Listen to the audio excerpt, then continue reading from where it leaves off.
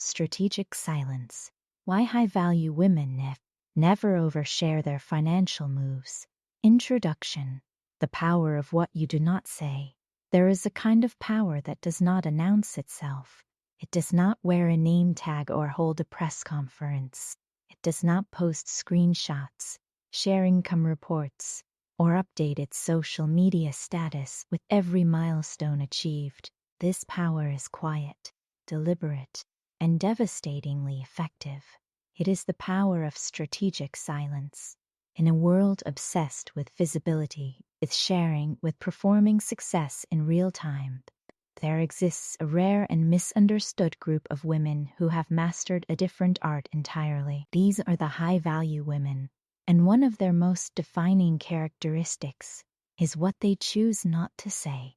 This audiobook is about that silence. It is about understanding why the most financially sophisticated women in the world guard their moves with care, share their strategies with intention, and treat their financial life as a private sanctuary rather than a public performance. If you have ever felt pressure to explain your financial decisions, justify your income, announce your investments, or prove your worth through visible spending, this book was written for you. If you have ever overshared out of excitement, or been burned by telling the wrong person the right information, this book was written for you. And if you are ready to step into a new relationship with silence, one that does not feel like shame or secrecy, but like sovereignty and strategy, then let us begin. Chapter 1. The Myth of Financial Transparency. We live in a culture that has confused transparency with authenticity. Somewhere along the way, we began to believe that being open meant being valuable, that sharing everything made us trustworthy, and that visibility was the same as success. But these are myths, and for women navigating the landscape of wealth, these myths can be genuinely dangerous. Financial transparency, as it is commonly practiced on social media and in social circles, is not a virtue. It is a vulnerability. Every time you reveal your financial moves before they are complete, you open yourself to interference, competition, and unsolicited opinion. Every time you share your income in a room full of mixed intentions, you invite comparison, resentment, and sometimes sabotage. The high-value woman understands something that takes most people years to learn. Your financial life is yours. You did not earn the right to keep it private through secrecy or shame. You earned that right through sovereignty, through understanding that your money, your strategy, and your plans belong to you, and to those you deliberately choose to include. Think about the most successful women you know, or know of, the ones who have built real, lasting wealth. Do they talk about every investment they make? Do they announce their salary negotiations before they happen? Do they share their business revenue in casual conversation? Almost never. And it is not because they are ashamed. It is because they understand that information is currency, and wise women do not give away currency for free. The cultural pressure to share, women in particular are socialized to share. From a young age, we are rewarded for being open, vulnerable, and communicative. We are taught that secrets are bad, that hiding things means something is wrong, and that real friendship requires disclosure. These values have their place in emotional intimacy, but they do not belong in your financial life without careful discernment. When we apply emotional transparency standards to our financial decisions, we create a dangerous confusion. We start to feel guilty for not sharing our salary with friends who asked. We feel obligated to explain why we chose one investment over another. We feel selfish for not detailing how we plan to use an inheritance. This guilt is a trap, and it is one that disproportionately affects women. The high-value woman has learned to separate emotional intimacy from financial privacy. She can be deeply connected, genuinely vulnerable, and authentically herself in her relationships, while still maintaining firm, healthy boundaries around her financial life. Transparency is not intimacy. Privacy is not secrecy. And knowing the difference is one of the first steps toward true financial power. Chapter 2. What oversharing actually costs you. Let us talk about the real cost of oversharing your financial moves, because it is more than most people realize, and it goes far deeper than the obvious risks. The visible costs. The most obvious cost of oversharing is social. When you share your financial wins publicly, you invite comparison. Comparison breeds resentment, and resentment is subtle. It shifts the energy in your relationships in ways that are hard to name but impossible to miss. Friends who once celebrated with you begin to pull back. Colleagues who admired you start to undermine you. Family members who loved you become uncomfortable around you. None of them will say it directly, but the energy has changed. This is not a reason to hide your success out of shame. It is a reason to be discerning about who you bring into your financial story. Not everyone deserves a seat at that table. There is also the professional cost. When you reveal your financial position, your rates, your revenue, or your negotiation strategy prematurely, you lose leverage. In business, information is leverage. The person who knows the most, while revealing the least, holds the most power in any negotiation. If your client knows exactly what you earn from other clients, they have a benchmark to push against. If your employer knows your exact financial needs, they know your floor. If your competitors know your revenue, they know how to undercut you. Strategic silence in professional contexts is not manipulation, it is wisdom. The invisible costs. But there are also invisible costs to oversharing that are rarely discussed. The first is energetic. Is a real phenomenon that happens when you speak your plans and goals aloud before they are complete. The excitement of sharing them can actually dissipate the drive to achieve them. Speaking the plan creates a premature sense of completion. The social reward of people's reactions can substitute for the actual reward of the outcome. High-value women often notice this intuitively.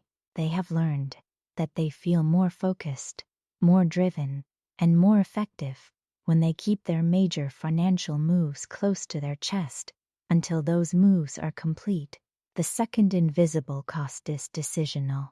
When you share your financial plans with others, you open the door to their opinions, and opinions, even well-meaning ones, can introduce doubt, second-guessing, and confusion. You had a clear plan. You shared it. Now you have 5 different perspectives, 3 of which directly contradict each other, and you are no longer sure what you think. This is not a sign that you needed input. It is a sign that you shared prematurely. The third invisible cost is self-trust.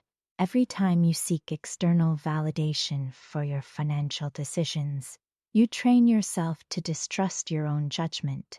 You begin to believe that your financial choices require approval, that you need someone else to confirm that you are doing the right thing. High-value women trust themselves, and that trust is built in part by the practice of making decisions quietly, executing them with focus, and evaluating the results on their own terms. Chapter 3. The Architecture of Strategic Silence. Now that we understand why silence matters, let us talk about what strategic silence actually looks like in practice, because there is a profound difference between silence that comes from shame and silence that comes from strategy. What strategic silence is not hiding. It is not lying. It is not pretending to be something you are not, or obscuring your success out of fear of judgment. It is not telling your friends you are broke when you are not. It is not deflecting every financial question with false modesty. It is not performing poverty to make others comfortable. None of those things are strategic. They are reactive. They are rooted in fear, not power. Strategic silence is also not isolation. It does not mean you never discuss money with anyone, never seek advice, Never share your wins with those who love you. What strategic silence is? Strategic silence is the deliberate practice of choosing what to share, with whom, when, and why. It is a recognition that your financial life is a domain that requires protection, and that not everyone in your life has earned access to that domain. It is the discipline to resist the urge to announce, to prove, to perform, or to seek validation through financial disclosure. And it is the wisdom to understand that your next level, your investments, your negotiations, your business strategies deserve space to breathe before they are exposed to the world. The framework: who, what, when, and why. To practice strategic silence effectively, high-value women use a framework of 4 questions before sharing any financial information. Who is asking, and why? What is their relationship to me? What is their track record with the information I share? What would they do with this knowledge? Is their curiosity motivated by genuine care or by something else? What am I sharing? And is it complete? Am I sharing a plan that is still in progress? A negotiation that is not yet finished? An investment that has not yet cleared? Plans are fragile. Completed outcomes are stable. Share the outcome, not the plan. When is the right time? There is a time to be silent and a time to speak. After a deal is done, after a goal is achieved, after an investment has settled, these can be appropriate times to share selectively. During the process, silence is almost always more powerful. Why do I want to share this? This is the most important question. What is driving the impulse to share? Is it genuine connection? Is it a desire for celebration? Or is it a need for validation? A fear that you might be wrong? Or an urge to perform your success? Get honest with yourself about the why. If it is rooted in insecurity, silence is your friend. Chapter 4: The Art of Deflection. Without dishonesty, one of the challenges of strategic silence is navigating questions you do not want to answer without being rude, dishonest, or evasive in ways that damage trust. Because people will ask. Friends will ask what you are investing in. Family members will ask how much you earn. Colleagues will ask what you charge. Acquaintances will ask how your business is doing. And you have the right to decline to answer, but how you decline matters. The high-value woman has a toolkit of graceful deflections that honor both her boundaries and her relationships. Redirect with warmth. Instead of shutting down the question with a flat refusal, redirect to something adjacent and genuine. When someone asks about your income, you might say, I am really focusing on growth right now, and I am excited about where things are heading. This is true. It is warm, and it shares nothing specific. Acknowledge and redirect. That is a great question. I tend to keep the specifics pretty private, but I am happy to talk about the principles behind what I am doing. This validates the person's curiosity without giving them information you have chosen not to share. Use generality with confidence. Things are going well is a complete answer. So as I am making moves that feel right for where I want to go. Generality is not dishonesty. It is appropriate privacy. The key is confidence. Deflections fail when they are delivered with apology, discomfort, or hesitation. When you set a boundary with ease, it lands differently than when you set it with obvious discomfort. Practice saying the words with calm, warmth, and zero apology, and you will find that most people accept them without pushing further. Chapter 5: Financial Intimacy versus Financial Performance. There is a difference between sharing your financial life with people who are genuinely close to you and performing your financial life for an audience. Financial intimacy is real. It is the conversation you have with your partner about your shared goals. It is the honest discussion with your accountability partner about what is working and what is not. It is the vulnerability of telling your closest friend, that you are scared about a big financial decision. These conversations are valuable. They require trust, and they build trust. They are not the enemy of strategic silence. Financial performance is different. It is the Instagram post showing your new investment property. It is the casual drop of your income in a group setting. It is the share of your business milestone on LinkedIn before you have even processed what it means. It is the telling of your financial story, not to connect, but to be seen. Performance does not create genuine connection. It creates an audience, and audiences are not allies. The high-value woman knows who her true financial intimates are, and she reserves real financial conversation for those people, while maintaining strategic silence everywhere else. Chapter 6. Protecting your plans in the digital age. We live in an era of unprecedented digital exposure, and for women building wealth, this creates specific challenges that our mothers and grandmothers did not face. Every financial move you make has the potential to become public knowledge. Every purchase, every investment decision, every income stream can be documented, screenshot, and shared by anyone who happens to have access. This does not mean you should live in fear, but it does mean that digital strategic silence requires conscious intention. What you post on social media shapes what people believe about your financial life, and what people believe about your financial life shapes how they interact with you. Oversharing digitally invites a specific kind of attention from people who want to learn from you, people who want to compete with you, and people who want to take from you. Before you share any financial milestone, investment, or move online, ask yourself the same 4 questions. Who will see this and why? What exactly am I sharing? Is this the right time? And why do I want to share it? If the answer to the final question is, because I am proud and I want to celebrate, consider whether there is a more intentional way to celebrate that does not broadcast your financial moves to people who have not earned that information. Chapter 7. Building Wealth in the Quiet. There is something profound about the relationship between silence and growth.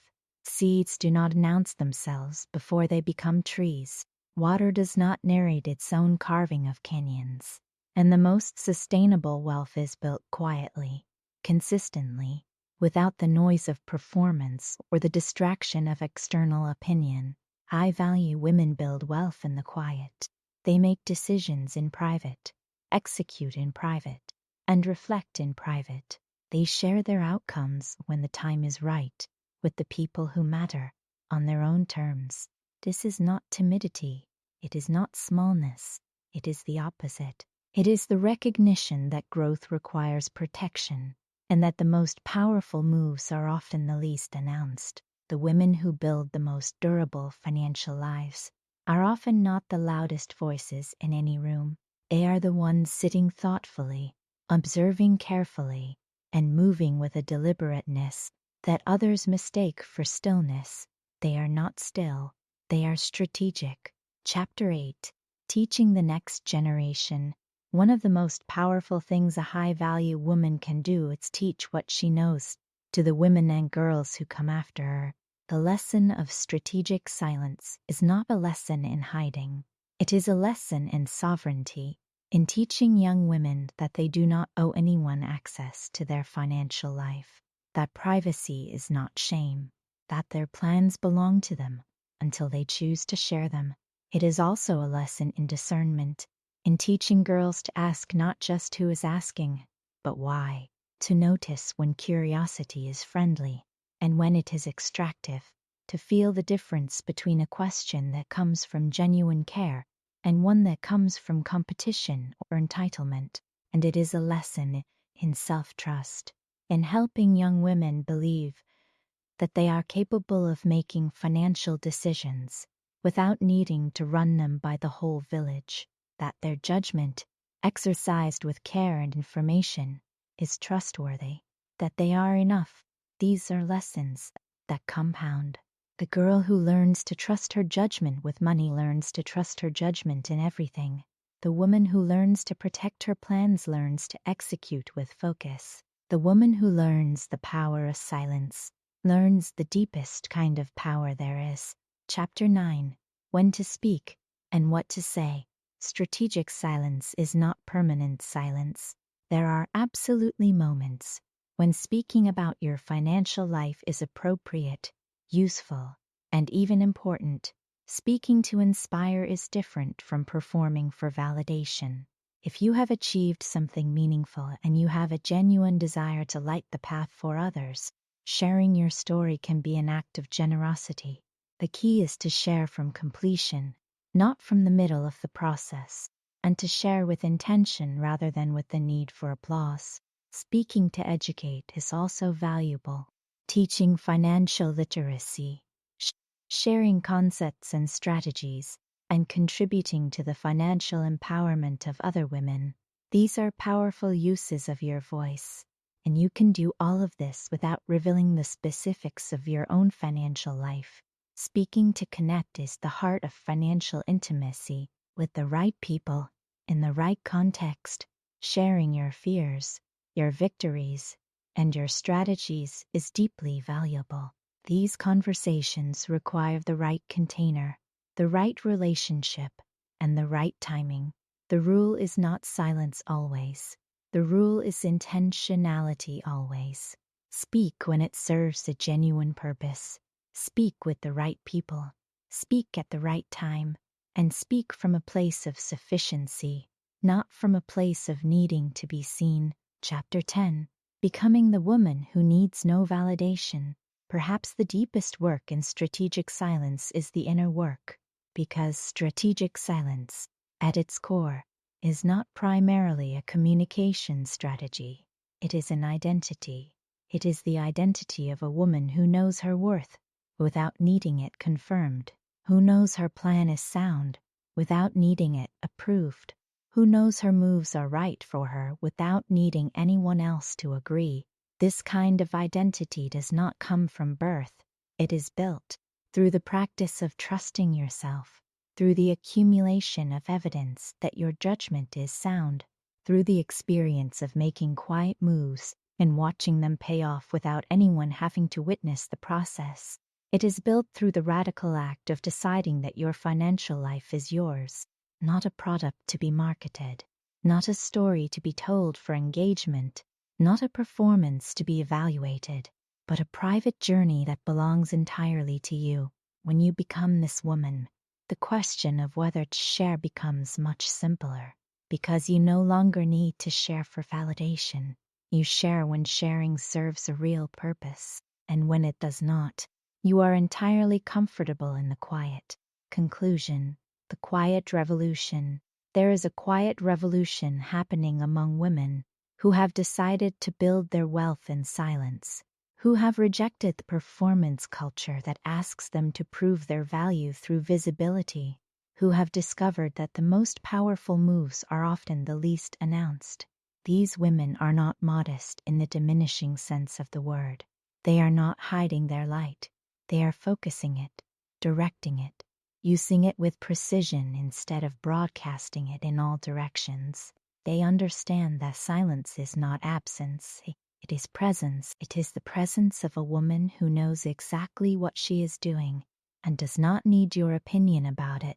They understand that privacy is not shame, it is sovereignty. It is the declaration that this plan, this investment, this negotiation, this next move belongs to me. And they understand that patience, the willingness to wait, to build quietly, to execute without applause, is not weakness. It is the foundation of every durable fortune ever built. So here is your invitation, not to be silent out of fear, not to hide out of shame, but to choose your silence with the same deliberateness with which you choose your words, to protect your plans with the same fierceness with which you protect your children, to guard your financial moves with the wisdom of a woman who knows that the most powerful things she will ever do may never be witnessed by anyone but herself. That is the strategic silence of a high-value woman. That is the art. That is the power. That is the path. Now go build something beautiful in the